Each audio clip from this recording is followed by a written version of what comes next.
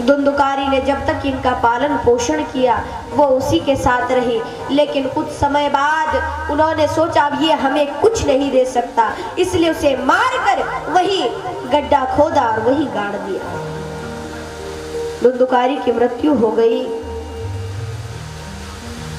तप्तांगार समूहाश्च तन्मुखे ही विचिक्षिपुः, गरम गरम अंगारे उसे खिलाए गए, तब जाकर मरा, उसे गाड़ दिया। वैश्याएं चली गई अपने अपने स्थान को।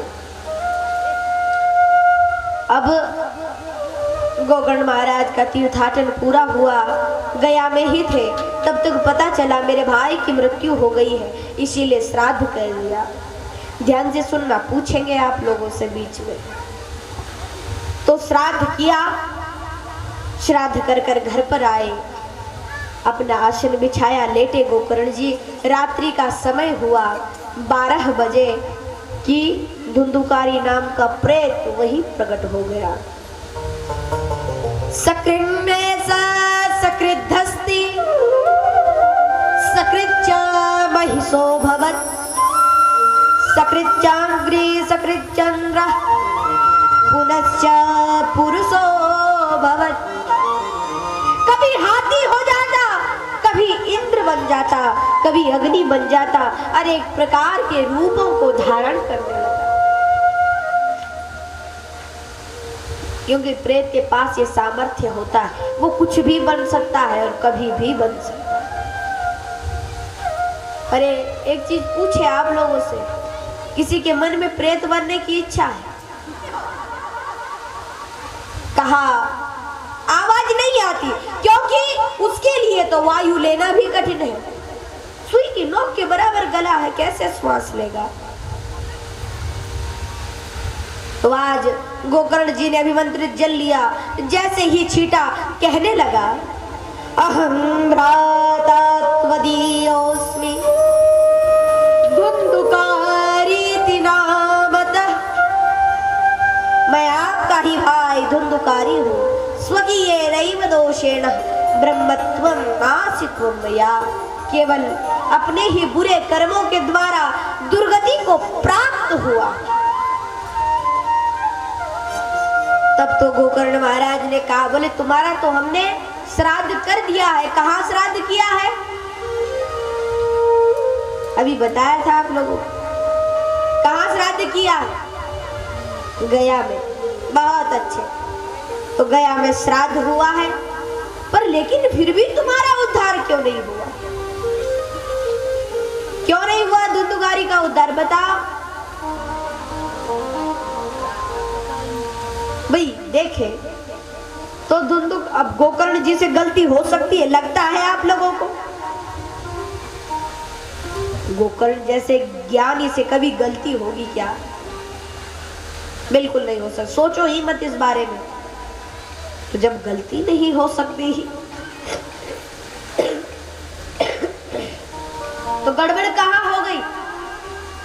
अब एक चीज पूछे आप लोगों से, धुंधुकारी किसका पुत्र है? माता आवाज आनी चाहिए आप लोगों। जैसे बीच बीच में कभी माताएं बात करने लगती है ना, उसकी आवाज बहुत दूर तक जाती है, वैसे ही धुंधुकारी किसका पुत्र है? बिल्कुल गलत। धुंधुकारी धुंधली का पुत्र है क्या? अरे धुंधुकारी तो धुंधली की बहन का पुत्र है। इसीलिए कहते हैं, ध्यान से सुना करो, तो जब बहन का पुत्र है और गोत्र भी अलग होगा, लेकिन गोकर्ण महाराज को क्या पता? ये तो केवल 3 लोगों को पता है, धुंधली को, धुंधली की बहन को और धुंधली की बहन के पति को।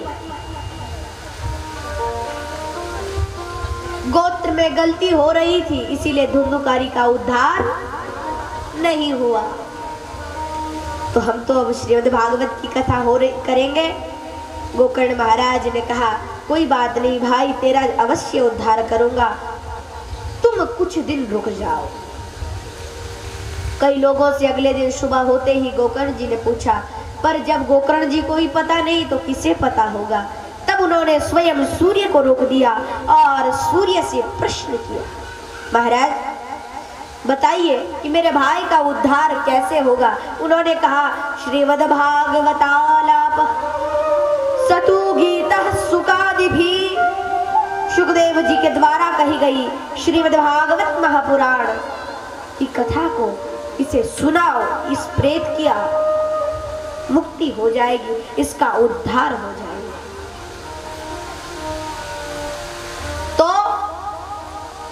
उद्धार होगा धुंधुकारी का, ये तो तभी पता चलेगा।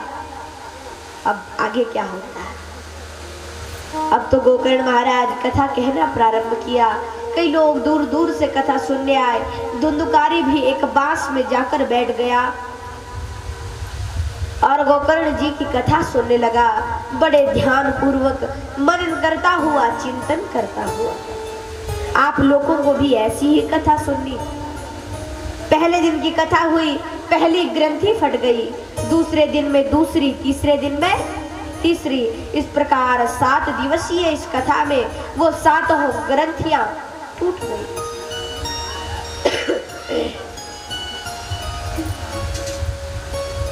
7 ग्रंथियां टूटी है। धुंधुकारी जिसमें बैठा हुआ था उस बांस की, अब तो धुंधुकारी दिव्य शरीर धारण कर कर प्रकट हुआ। उसे लेने के लिए एक विमान आया। धुंधुकारी उसमें बैठा, श्रीमद् भागवत महापुराण को प्रणाम किया और जाने लगा। अब गोकर्ण जी ने प्रश्न किया, कहा, ए हरि के सेवकों जरा रुको। विमान वालों ने कहा, क्या बात है महाराज। बोले, इसे लेकर क्यों जा रहे हैं। बोले, भाई इसने कथा बड़े ध्यान से सुनी है, तो जो ध्यान से सुनेगा उसके लिए विमान आए। तो इन्होंने भी तो सुनी, ये क्यों नहीं जा रहे। बोले, श्रवणम कीर्तनम, श्रवण और कीर्तन तो कथा का सब करते हैं, पर न कथा मननम कृतम, मनन कोई कोई करता है।